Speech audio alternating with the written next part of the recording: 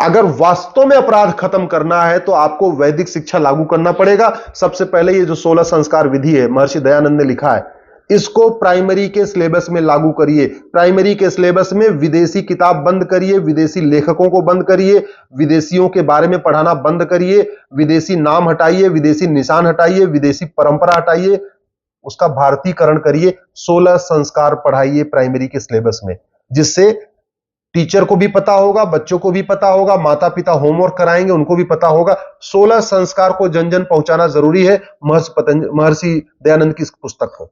दूसरा, अगर आपको अपराध खत्म करना है, महर्षि दयानंद सरस्वती ने सत्यार्थ प्रकाश लिखा है, इसको प्राइमरी के सिलेबस में डालिए। सत्यार्थ प्रकाश पढ़ेगा बच्चा, उसका दिमाग ठीक होगा, मन शांत होगा।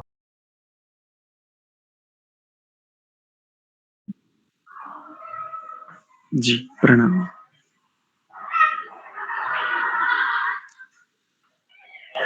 आइए तो कक्षा प्रारंभ करें। गौरव, प्रारंभ करें जी क्या? आचार्य जी। ठीक है। स्वास्थ्य आदि ठीक है ना गौरव?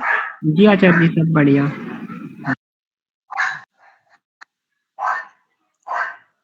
ठीक है, आप सभी अपने स्वास्थ्य का विशेष ध्यान रखें।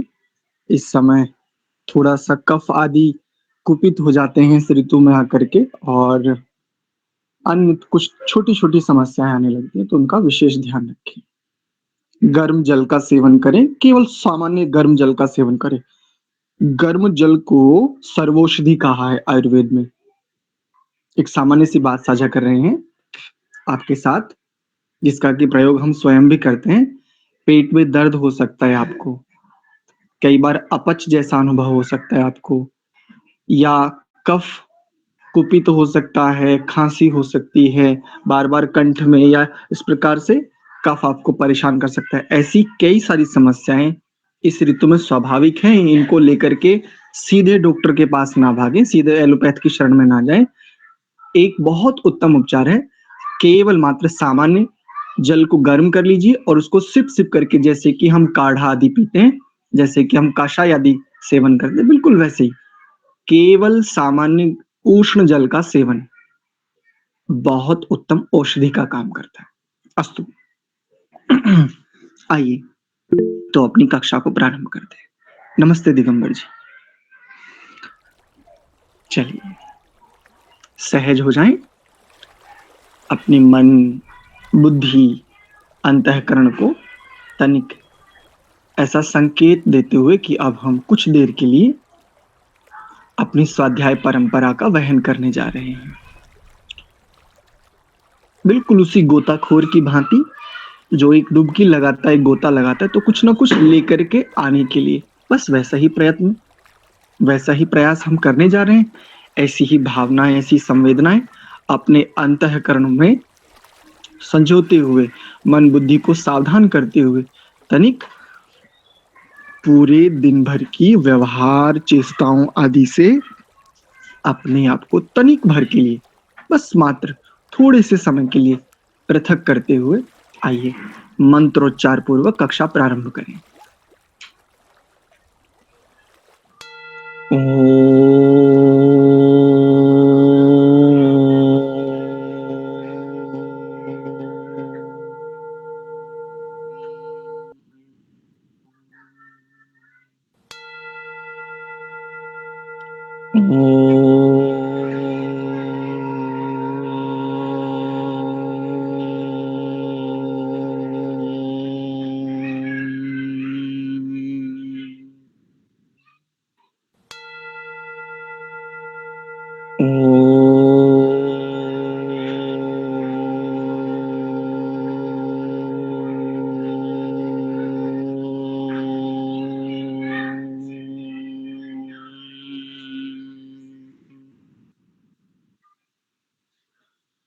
ॐ सहनाववतु सहनौ भुनक्तु सह वीर्यं करवावहै तेजस्विनावधीतमस्तु मा विद्विषावहै। ॐ शांति शांति शांति। ओम। आप सभी का पुनश्च हार्दिक स्वागत एवं अभिनंदन। संस्कार विधि स्वाध्याय की इस कक्षा में हम ब्रह्म यज्ञ के उपस्थान प्रकरण पर विचार कर रहे थे। प्रथम मंत्र के हम भाष्य को देख रहे थे। आइए आगे बढ़ते हैं उस विषय पर। तो प्रथम मंत्र था यजुर्वेद के 35वें अध्याय का 14वां मंत्र है ये। मंत्र था उद्वयन् तमसस्परि स्वः पश्यन्त उत्तरम देवं देवत्रा सूर्यमगन्म ज्योतिरुत्तमम्। इससे पूर्व हमने कई सारे प्रकरण देखे। एक एक प्रकरण को गंभीरता पूर्वक हम कैसे जिए, ये जो प्रकरण है वस्तुतः यूं समझिए जैसे हमारी आयु में, हमारे जीवन की जो आयु है उस आयु में जैसे पड़ाव होते हैं ना, और अलग अलग पड़ाव में जैसे हम अलग अलग स्थितियों को जीते हैं, अलग अलग स्थितियों के आधार पर हम संभालते हैं स्वयं को भी और हमसे संबंधित अन्य स्थितियों को भी। चेतन स्थितियां भी होती है और जड़ स्थितियां भी, इन दोनों को संभालते हैं। हाँ, अभी स्क्रीन भी आएगी। बिल्कुल वैसे ही ये जो संध्या है, ये जो ब्रह्म यज्ञ है, ये जो उपासना है, ये भी हमारे जीवन के पड़ाव ही हैं। इसमें जो अलग अलग प्रकरण है ना, ये बिल्कुल वैसे ही हैं जैसे हमारे एक जीवन की आयु में विभिन्न पड़ाव होते हैं, बिल्कुल वैसा ही। और समूचे पड़ाव जैसे हमारे जीवन के समूचे जीवन की जो समूची आयु है उसके विभिन्न पड़ाव किसी ना किसी विशेष सिद्धि के लिए होते हैं, किसी विशेष प्रयोजन को सिद्ध करने के लिए होते हैं। बस बिल्कुल वैसे ही इसी गंभीरता से पकड़िए, संध्या को पकड़ने का यत्न करते हैं। आइए, उपस्थान बिल्कुल वही है। ये पूरा अब से पूर्व तक जितनी क्रियाएं हैं ना, वो क्रियाएं इस उपस्थान, इस प्रयोजन को सिद्ध करने के लिए। उपस्थान दृष्टि से देखें तो स्थान मतलब देश, उप मतलब समीप।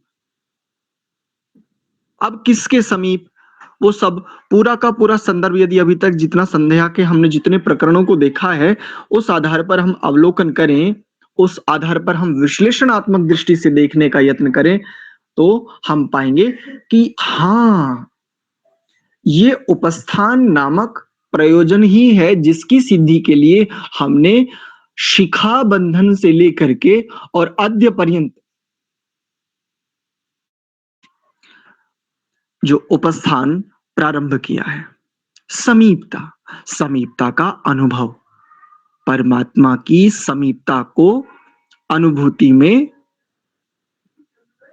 बिल्कुल एकदम हस्तामलकवत, बहुत सरल शब्दों में कहें तो परमात्मा अनुभूति को जीना, बिल्कुल सरल शब्दों में।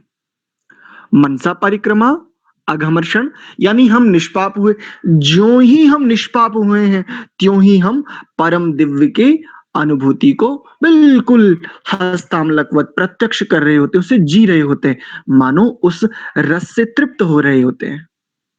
रसेन तृप्तः कुतश्चनो नः, कोई न्यूनता नहीं है वहां पर, बिल्कुल उस रस में तृप्त हो रहे हैं, लबालब एकदम मग्न हो रहे हैं, वो स्वाद चख। ये उपस्थान, ये प्रयोजन है अभी तक की जो हम संध्या कर चुके हैं।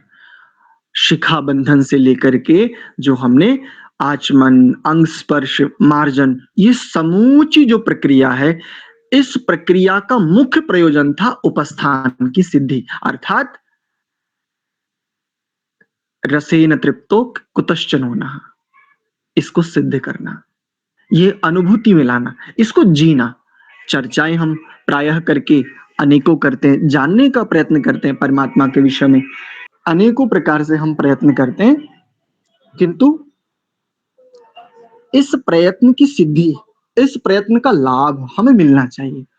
और यहां पर जब साधक, जब सामान्य संध्या करने वाला, सामान्य संध्या जो बिल्कुल अभी प्रारंभ ही जिसने किया है, जो भगवान के विषय में बहुत श्रद्धा भावना से जानता नहीं है, बस उनके प्रति नतमस्तक है, जो ऐसे भाव से बिल्कुल अभी प्रथम ही आया है, जो प्रारंभिक स्थितियों वाला है, वो भी इस स्थिति को जीना चाहता है। यही वो प्रयोजन है, बिल्कुल वैसे ही।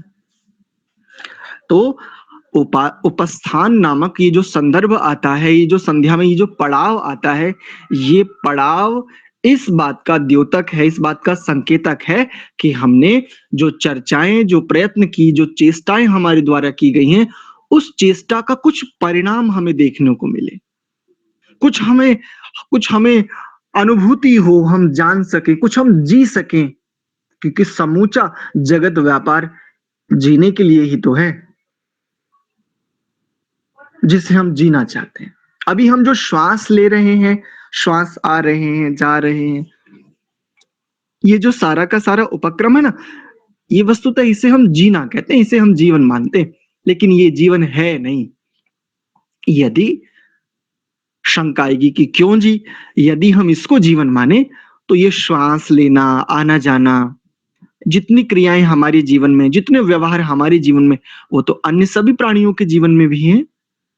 यदि इसको ही जीना मान लिया जावे तो वो फिर तो सभी के जीवन में जीना है ही। लेकिन कहा भी जाता है, हम पढ़ते भी हैं, ऐसा सुनते भी हैं कि मनुष्य जीवन में ही वास्तव में जिया जाता है, अन्य जीवनों में जिया नहीं जाता, केवल भोगा जाता है। यहां से भी हमें ये बात स्पष्ट होती है इस आधार पर।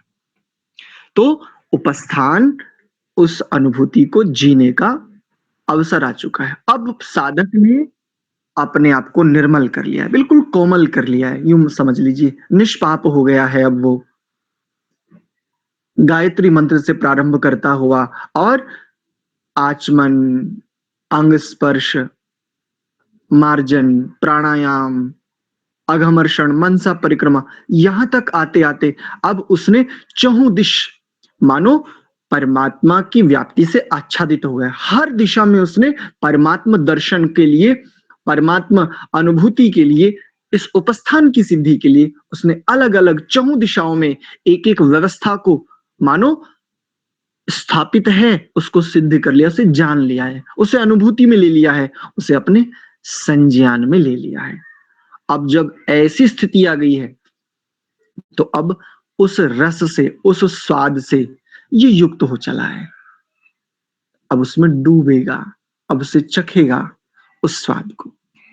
तो आइए, तो कल तक हमने इससे पूर्व कक्षा में जो हमने विषय देखा था, तो भाष्य में हमने देवम शब्द का अर्थ देखा था। देव शब्द की जो धातु है वो हम कई बार बता चुके थे पिछली कक्षा में भी। और देवम शब्द का जब ये भाष्य करते हैं तो धर्मात्मना मुमुक्षूणाम मुक्तानांच सर्वानंदस्य दातारम मोदयितारंच, यहां तक हमने भाष्य देखा था इस प्रथम मंत्र का। तो देखिए, अब यहां से आगे हम इसका भाष्य देख लेते हैं।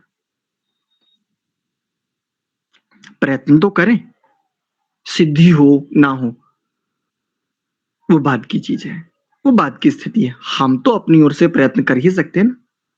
कई बार हमारे, यदि हम अपने चित्त को देखें, चित्त का अवलोकन करें, तो कई बार हम पाते हैं हमारे चित्त की हमें कई बार मूढ़ स्थिति देखने को मिलती है। कई बार क्षिप्त भी, हम विक्षिप्त में भी होते हैं। एकाग्र के लिए तो प्रयत्नशील हैं ही यद्यपि, किंतु इन तीनों में से हम किसी न किसी स्थिति में होते हैं। कई बार एक चाह है कि हाँ स्वाध्याय प्रतिदिन का नियमित है, किंतु फिर भी रुचि नहीं होती, उधर जाने का मन ही नहीं होता। तो हम कई बार अपने को देखते हैं, अरे ये तो बिल्कुल मूढ़ स्थिति आ गई है, तब भी हम प्रयत्न थोड़े ही ना छोड़ सकते हैं। तो आइए उस प्रयत्न की ओर बढ़ते हैं। ये हमने धर्मात्मनाम, धर्मात्माओं के द्वारा, मुमुक्षुणाम, मुमुक्षुओं के द्वारा, मुक्तानांच और मुक्तों के द्वारा, मुक्त आत्माओं के द्वारा, इनको सर्वानंदस्य दातारम, सब समस्त आनंद का दाता। आनंद, सुख में भी आनंद होता है, कहते ना, अरे बस सुख में है, बिल्कुल आनंद में है। तो दो प्रकार की स्थितियां होती हैं सांसारिक दृष्टि से, दो बातें चलती है बिल्कुल स्पष्टता से। एक सुख माना जाता है कि संसार में जो कुछ है वो सब सुख है, और संसार से पृथक होकर के जिसे हम मुक्ति, अपवर्ग, निश्रेयस आदि शब्दों से कहते हैं, उसमें हम आनंद स्वीकार करते हैं, परमात्मा में हम आनंद स्वीकार करते हैं, ऐसा। तो समस्त आनंद, चाहे वो लौकिक हो चाहे वो अलौकिक हो, अलौकिक आनंद का तात्पर्य जो मन बुद्धि आदि का प्रत्यक्ष होता है वहां पर भी अलौकिक आनंद की अनुभूति होती है, और परम तत्व का जब प्रत्यक्ष होता है तब भी आनंद की अनुभूति आत्मा को होती है। तो दोनों दृष्टियों से जो भी आनंद है, सर्वानंदस्य, समस्त आनंद का दातारम, जो कौन है? दाता है, प्रदाता है, समस्त आनंद का, सभी आनंदों का दाता है। और कैसा है? मोदयितारंच, मुदित करने वाला है, मुदित स्वरूप है, और अन्यों को भी मुदिता देने वाला है। मुदिता एक ऐसा शब्द है जो प्रसन्नता के समकक्ष आप इसको मान सकते हैं समझने के लिए, किंतु प्रसन्नता और मुदिता दोनों अलग अलग हैं, यूं समझिए। मुदिता शब्द का जो संबंध मुख्य रूप से जुड़ता है वो चित्त के साथ जुड़ता है। प्रसन्नता का संबंध मन के साथ भी जुड़ता है, इंद्रियों के साथ भी इसका मुख्य रूप से संबंध आता है, किंतु मुदिता शब्द जो है वो चित्त के स्तर पर बात करता है। इसलिए भगवान पतंजलि एक सूत्र भी देते हैं और वहां पर मुदिता शब्द देते हैं सूत्र में। वो सूत्र नहीं बोल रहा हूं, आगे देखिए। और उत्तरम, उत्तरम शब्द का अर्थ क्या कर रहे हैं? जगत प्रलयन, क्षमा चाहता हूं, पहले सिंहावलोकन कर लेते ताकि हमारी स्थिति पूरे भाष्य के साथ जुड़ जावे, है ना, इस मंत्र का। आगे बढ़े क्योंकि पिछला विषय तो अभी हमने कई दिन पहले पढ़ा है। देखिए, हे परमात्मन, सूर्यम चराचर आत्मानम त्वाम, आप जो चर और अचर जगत के स्वामी हैं।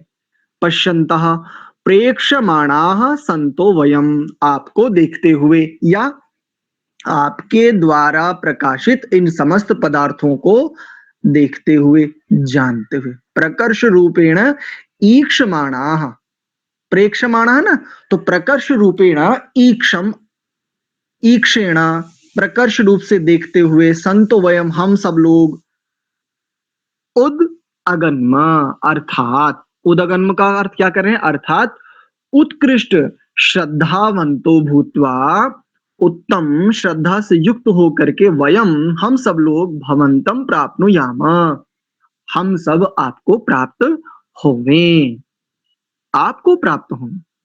आप हमें नित्य ही प्राप्त हैं, किंतु हम आपको प्राप्त हुए। कथम भूतम त्वाम, कैसे हो सकते हैं तुमको?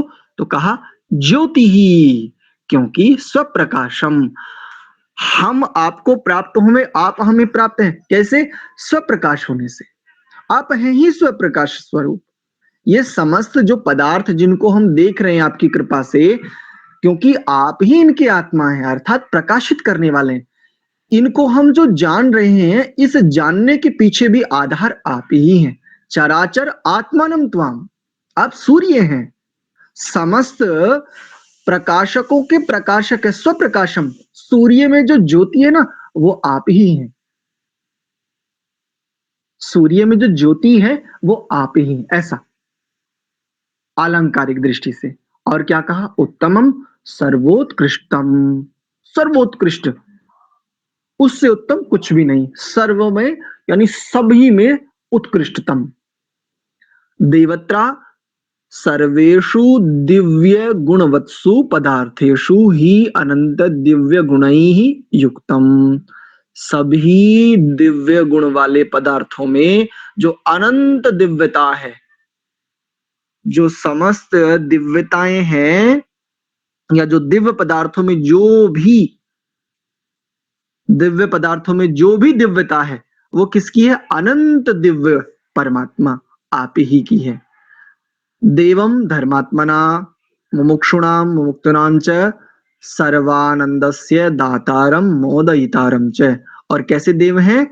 धर्मात्मा, मुमुक्षु और मुक्त आत्माओं के समस्त आनंद के देने वाले आप हैं, और मुदिता को देने वाले आप हैं। उत्तरम जगत प्रलयानंतरम, जगत प्रलय अनंतरम, ऐसा पदच्छेद करेंगे। नित्य स्वरूपत्वात् विराजमानम। उत्तरम, इस पद का क्या अर्थ कर रहे हैं?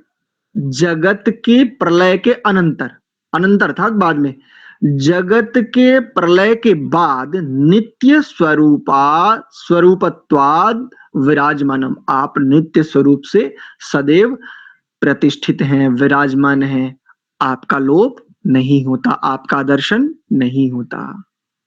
जैसे जो प्रत्यक्ष पदार्थ हैं वर्तमान में, जो सृष्ट पदार्थ हैं, जैसे इनका लोप हो जाता है प्रलय में, प्रलय के अनंतर, प्रलय के बाद में, वैसे आपका लोप नहीं होता, आपकी आदर्शन स्थिति नहीं होती। आप तो कैसे हैं? नित्य स्वरूपत्वाद, नित्य स्वरूपता से विराजमान है, अधिष्ठित है, प्रतिष्ठित है, सर्वत्र विद्यमानता है आपकी। और कैसे हैं? स्वाहा सर्वानंद स्वरूपम, समस्त आनंद स्वरूप ही है, अर्थात आप समस्त आनंद स्वरूप हैं। ऐसा कोई आनंद नहीं जो आपसे पृथक हो। और जहां जहां यत्र यत्र जो भी आनंद है वो आप ही की कृपा से है। तमसस्परि अज्ञानांधकारात, अज्ञान अंधकारात पृथक भूतम भवंतम प्राप्नुम वयम नित्यम प्रार्थयामहे भवान स्वकृपया सद्यः प्राप्नोतु न इति। देखो कैसे, कितना बढ़िया अर्थ किया है तमसस्परि का। तमस, तमसः परि, अज्ञान से पृथक, बस इतना अर्थ होना चाहिए इसका। तमस यानी अज्ञान या अंधकार, तमस वैसे अंधकार को कहते हैं, और अन्य दृष्टि से देखें तो तमस का अर्थ अज्ञान कर दीजिए। अज्ञान यानी, और परि मतलब उससे परे। ये कैसे खोलते हैं? देखिए, अज्ञान अंधकारात, अज्ञान को अंधकार कह रहे हैं, या जो अंधकार है वही अज्ञान है। पृथक भूतम भवंतम प्राप्तुम, उससे पृथक भूतम होते हुए, भवंतम आपको, प्राप्तुम प्राप्त करते हुए, वयम हम सब लोग, नित्यम नित्य ही, प्रार्थयामहे हम सब लोग नित्य ही प्रार्थना करते हैं। भगवान आप स्वकृपया अपनी कृपया से, स अद्यः आज ही, बिल्कुल अभी, आज ही नहीं बिल्कुल अभी, प्राप्नोतु प्राप्त होजिए, प्राप्त हो ही जाइए, बस अब तनिक विलंब ना कीजिए, नाइति अब विलंब ना होना चाहिए, अपनी ओर से आप तनिक भी देरी मत कीजिए, कहीं ऐसा ना हो अवसर ही ना बचे मेरे पास, कहीं मैं चूक ना जाऊं, कहीं देर ना हो जाए, अब हद हो चुकी है आजा, कहीं देर ना हो जाए। सुनते हैं गाना, है ना? बहुत सुंदर, बहुत सुंदर, बहुत बढ़िया स्थिति है। संगीत, एक छोटी सी बात साझा कर रहा हूं, छोटी सी बात। पिछले जो 90 के दशक से पूर्व जो भी गाने रहे हैं, जिनको हम फिल्मी गाने भी कहते हैं, वहां पर एक प्रतिभा काम करती है। और वो प्रतिभा कैसी है? वो प्रतिभा ऐसी है कि वहां पर डबल मीनिंग शब्दों का प्रयोग है, द्विअर्थक शब्दों का प्रयोग है। आप चाहे तो उन्हें लौकिक अर्थों में ले सकते हैं और आप चाहे तो उन्हें आध्यात्मिक अर्थों में ले सकते हैं। बहुत सुंदर, बहुत इतने सुंदर सुंदर गीत हैं वहां पर, बहुत सुंदर। जैसे अभी देर ना हो जाए, कहीं देर ना हो जाए, कितनी सुंदर बात है। मानो मानो एक आत्मा के लिए ये बिल्कुल एक अंतिम चेतावनी है, कहीं देर ना हो जाए, प्राण ही पखेरु उड़ गए, क्या होगा? कहीं देर ना हो जाए, अब हद हो चुकी है, आजा। कब तक आलोड़न विलोड़न करता रहेगा? कब तक संभालता रहेगा? तेरे संभालने से कुछ संभला है क्या? कितना संभाल सकता है? अच्छा तू किनको संभालना चाहता है? किनको? और क्या तू संभाल पाएगा? स्वयं को संभाल ले, अब हद हो चुकी है, बस आजा। ऐसे ही तोरा मन दर्पण कहलाई, एक से एक बढ़ करके बहुत सुंदर, बहुत ही सुंदर। ऐसे तो आइए इनके भाषार्थ को देखते हैं, ये क्या भाषार्थ करते हैं इसका। मैं तो प्रायः करके बहुत आह्लादित होता हूँ, बड़ा मग्न होता हूँ जब जब ऐसे भाव कहीं उपस्थित होते हैं। हाँ, कुछ गीत आदि ऐसे भी रहे जिनमें केवल कामुकता और केवल अन्य संदर्भ रहे, जिनका कोई सेंस नहीं रहा। वो उसको एक पागलपन कह सकते हैं, उसको बहुत अधिक्षिप्तता कह सकते हैं चित्त की, ऐसी स्थिति में वो लिखे गए हैं, ऐसी स्थिति में उनको कंपोज़ किया गया है।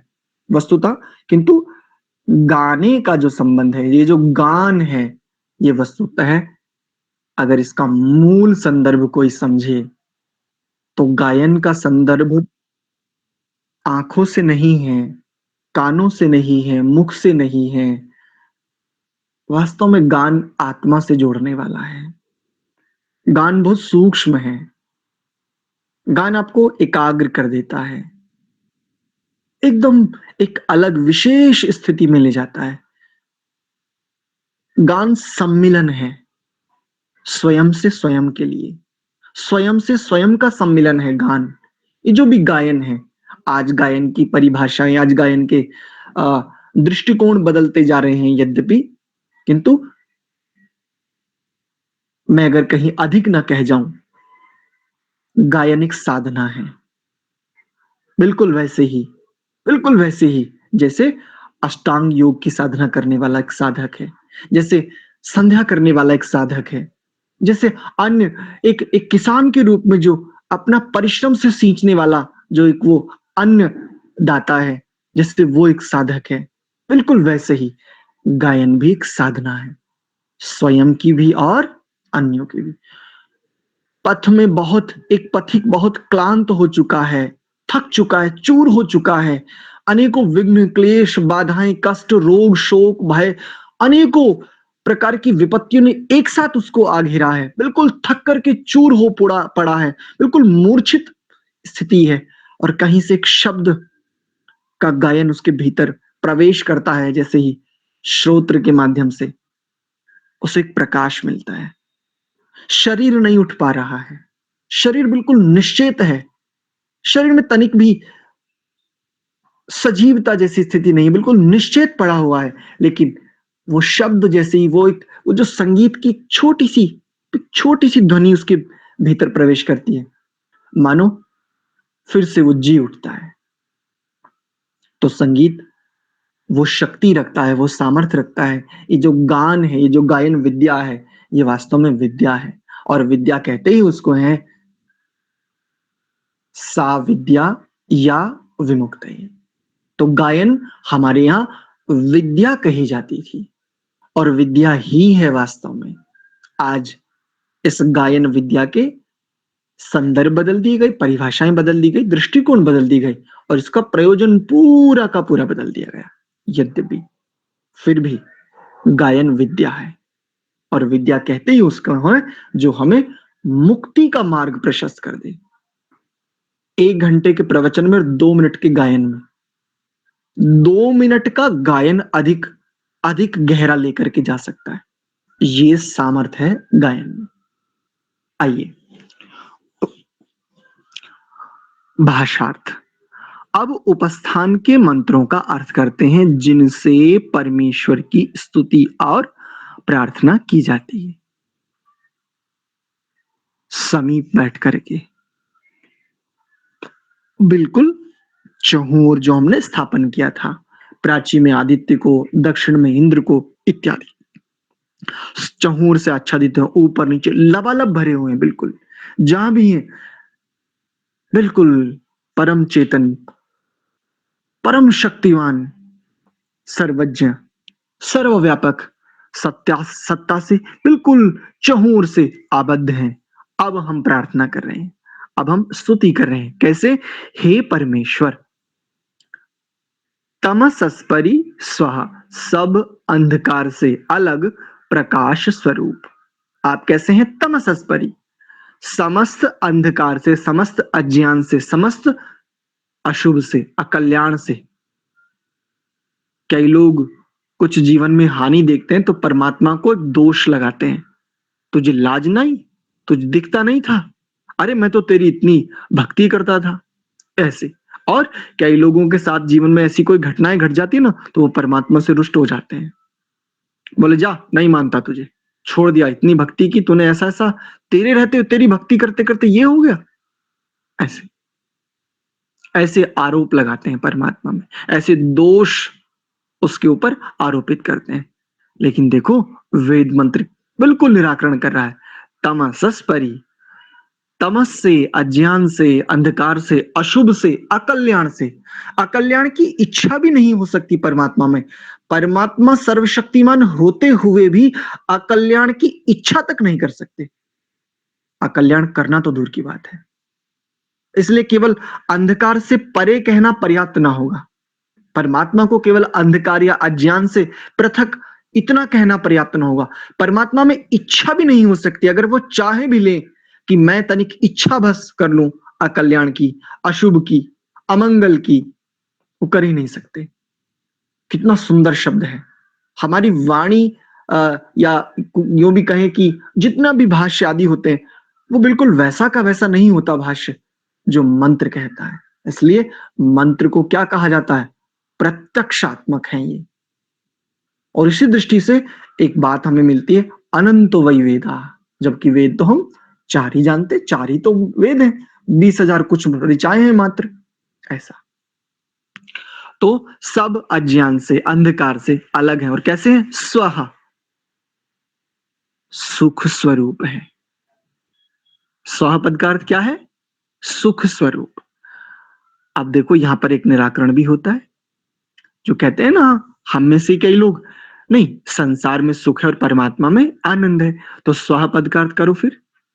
अगर परमात्मा को केवल आनंद वाला मानोगे तो फिर स्वः पद का अर्थ करो। स्वः पद का अर्थ महर्षि जी भी स्वयं अनेकों स्थानों पर सुख करते हैं। तो यहां पर एक विरोधाभास जैसी स्थिति प्रतीत होगी, किंतु वास्तविकता क्या है? स्वः पद का अर्थ सुख स्वरूप भी बिल्कुल उचित है। तनिक भी इसमें विरोध नहीं है, न वेद से और न वैदिक वांग्मय से। क्योंकि सुख दो संदर्भों से देखा जाता है। एक सुख जिसकी परिणति,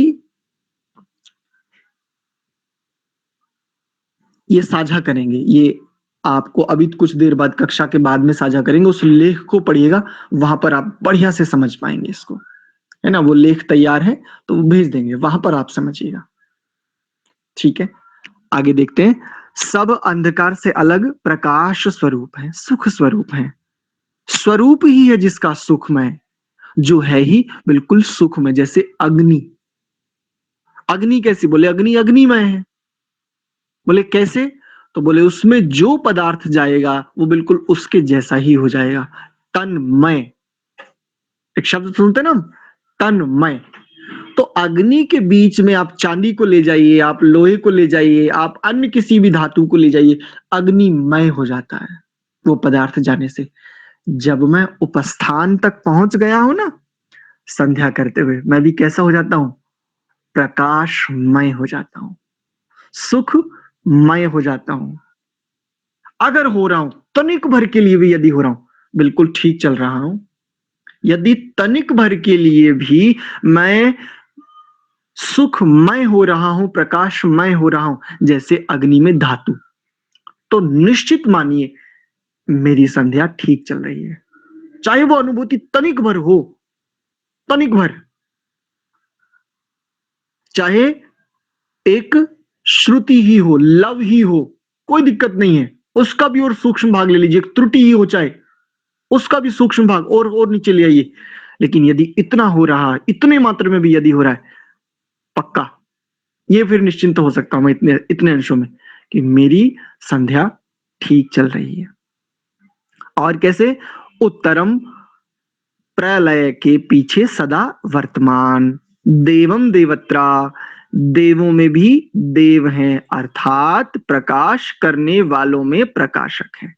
अच्छा, प्रकाशक के पीछे की छोटी सी बात साझा कर लेता हूं आगे बढ़ने से पहले। हम प्रकाश से अर्थ समझते केवल जैसे सूर्य, जैसे सूर्य, अथवा जैसे अन्य जो प्रकाश के माध्यम है, बल्ब, ट्यूबलाइट इत्यादि, ये सब प्रकाश बोध को कहते हैं। ध्यान से समझिए, सूर्य, बल्ब, ट्यूबलाइट, इन सब का भी प्रयोजन समझिए ना एक बार। क्या आंखों से देखना बस यही प्रकाश है? आंखों से देखने से भी सिद्ध क्या होता है? बोध ना। हम पहचान जाते हैं ना कि हाँ यहां पर ये वस्तु है, बस। तो प्रकाश का मुख्य तात्पर्य बोध है। इसलिए अग्नि के 3 अर्थ किए जाते हैं, ज्ञान, गमन और प्राप्ति। तो प्रकाश करने वालों में प्रकाशक, या यूं कह ले समस्त प्रकाशकों का प्रकाशक। अब प्रकाशक कौन? तो प्रकाश पड़ते ही हमारे मस्तिष्क में बस एक विचार कौन था? सूर्य, चंद्रमा आदि और अन्य जो भी संदर्भ है, बस ये नहीं। मैं भी वर्तमान में इस वेद मंत्र के आधार पर जो भी डुबकी लगाने का यत्न कर रहा हूं, उन्हीं प्रकाश स्वरूप की सहायता से कर पा रहा हूं, उन्हीं के दिए हुए प्रसाद रूपी इस वाणी से कर पा रहा हूं। प्रकाश बहुत विस्तृत है, बहुत व्यापक है।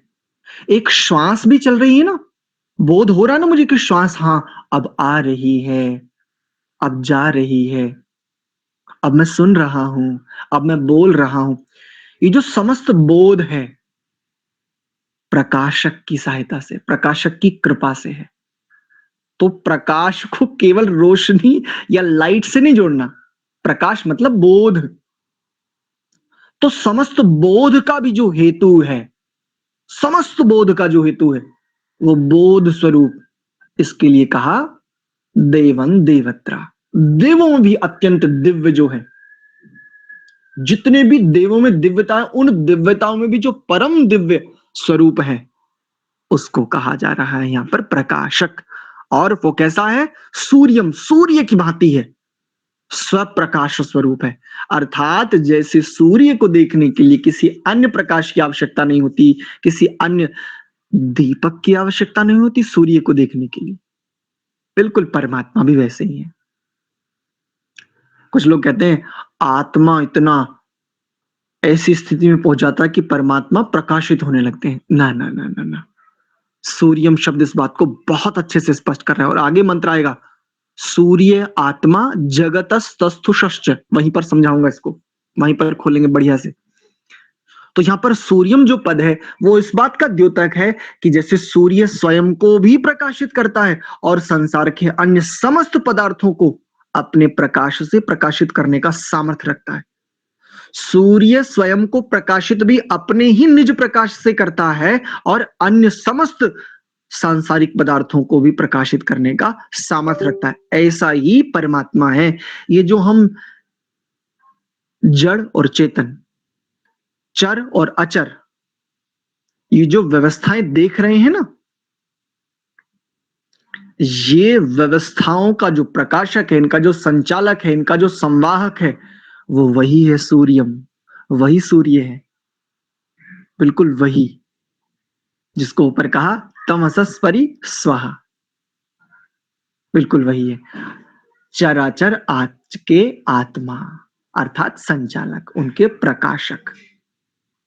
और कैसे हैं? ज्योतिरुत्तमम, ज्योति ही उत्तमम, उत्तम ज्योतियों की सबसे उत्तम ज्योति, समस्त उत्तम ज्योतियों की भी सर्वोत्तम ज्योति है। क्या अर्थ कर रहे हैं? ज्ञान स्वरूप और सबसे उत्तम आपको जान के, वयम उद अगन्मा, हम लोग सत्य से प्राप्त हुए। आपकी कृपा से गुरुजनों, अन्य आदि ये जितने भी समस्त पदार्थ हमें प्राप्त हो रहे हैं ना, आप ही प्रकाश करने वालों में प्रकाशक हैं। ये जो गुरुजन हमें पढ़ा पा रहे हैं ना, ये आपकी कृपा है। ये जो हम जान पा रहे हैं, आपकी कृपा से जान पा रहे हैं। वयम, हम लोग, उद अगन्मा, इस सत्य को, इस ज्ञान को जो हम प्राप्त हो पा रहे हैं आपकी कृपा से। हमारी रक्षा करनी आपके हाथ है, क्योंकि क्योंकि हम लोग आपके शरण हैं। इतना, आज का विषय इतना ही रखते हैं। एक छोटा सा प्रश्न पहले मैं कर लेता हूं और फिर आपका यदि कोई प्रश्न होगा तो उस प्रश्न को ले लेंगे। देखो हमारी ओर से क्या त्रुटि हो रही है। हम जो लोग आर्य समाज से संबंध रखते हैं या वैदिक धर्मी अपने को मानते हैं, जो सनातन धर्मी मानते हैं, हमसे एक त्रुटि हो रही है, बड़ी भारी भूल है ये, इसका हमने सुधार करना होगा। शरणागत की रक्षा करना शरण देने वाला का सर्वप्रथम कर्तव्य है। दो संदर्भ आते हैं यहां पर। शरणागत किसको माना जाए? अगर शत्रु हारते समय अगर शरण में आ जाए तो क्या उसको भी शरणागत माने? उसको भी फिर उसकी भी रक्षा करनी चाहिए? नहीं, बिल्कुल नहीं।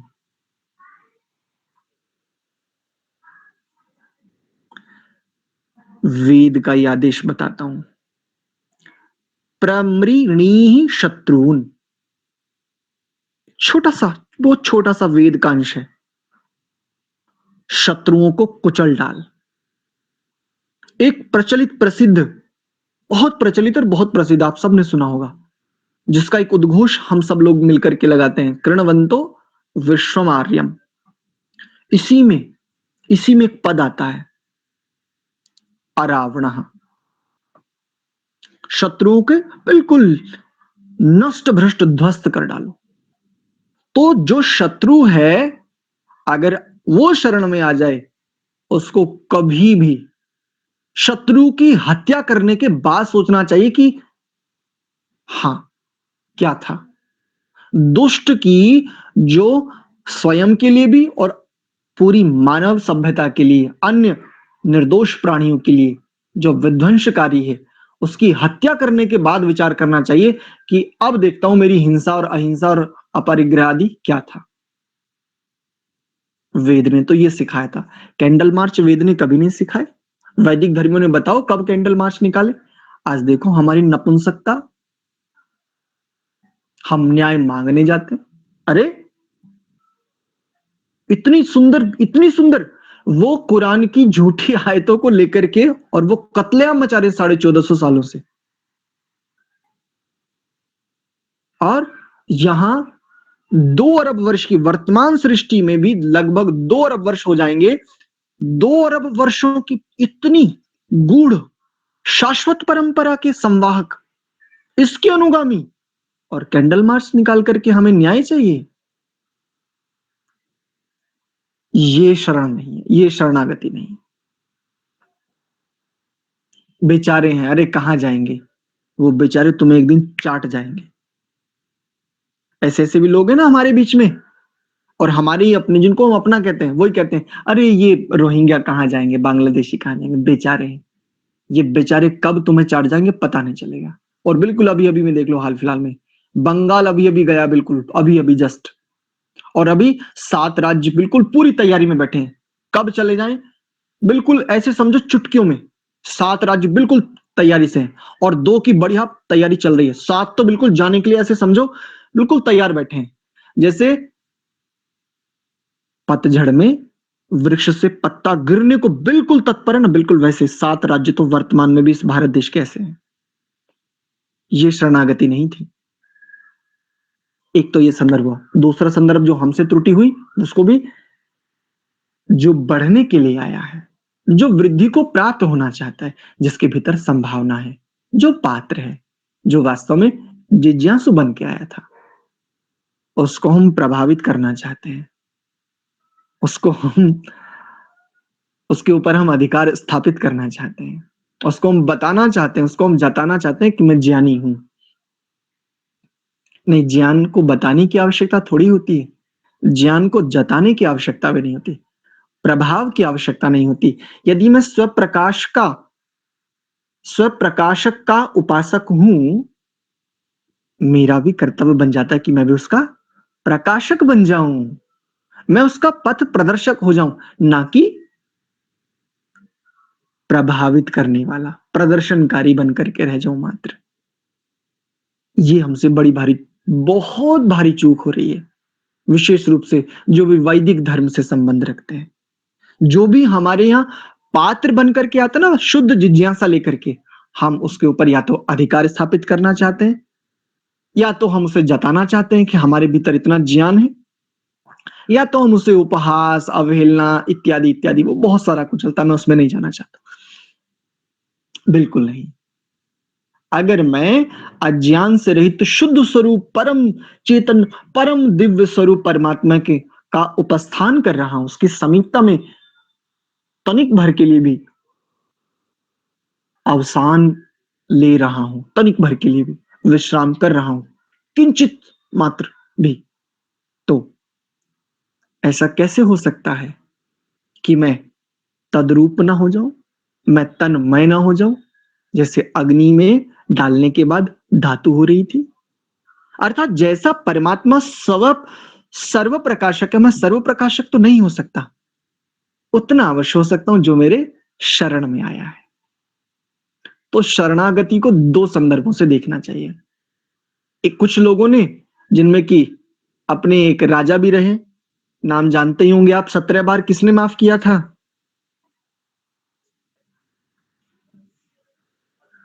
किसी को स्मरण है?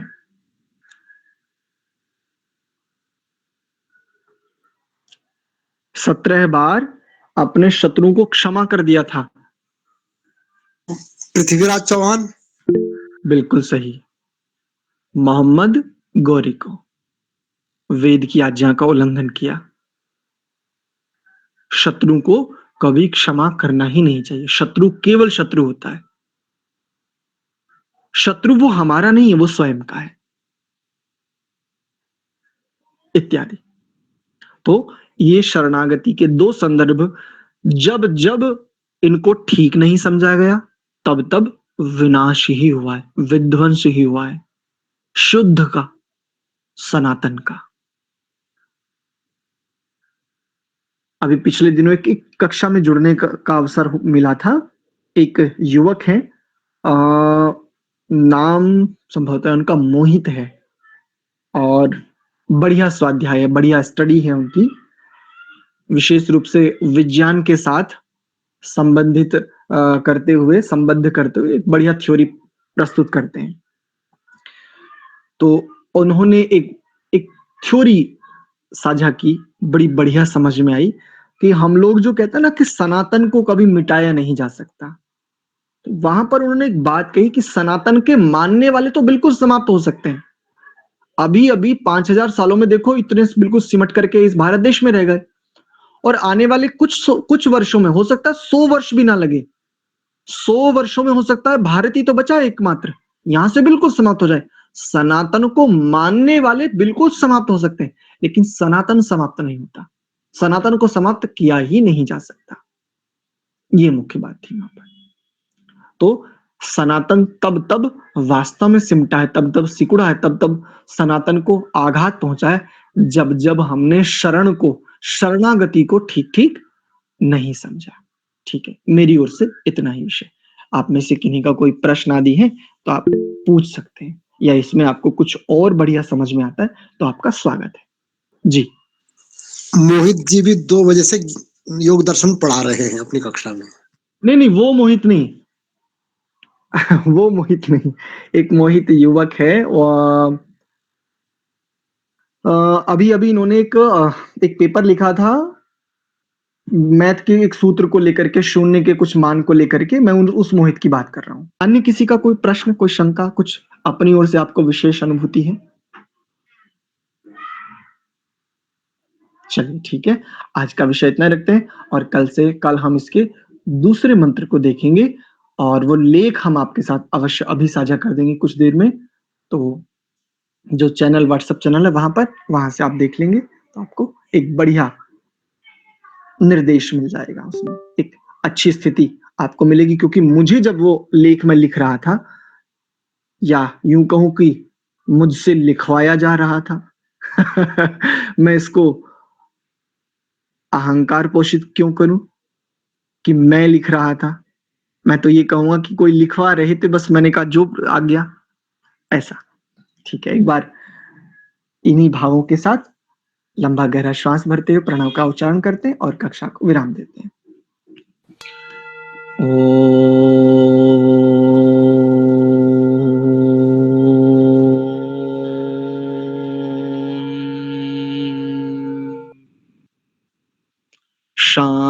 शांत शांत शांति।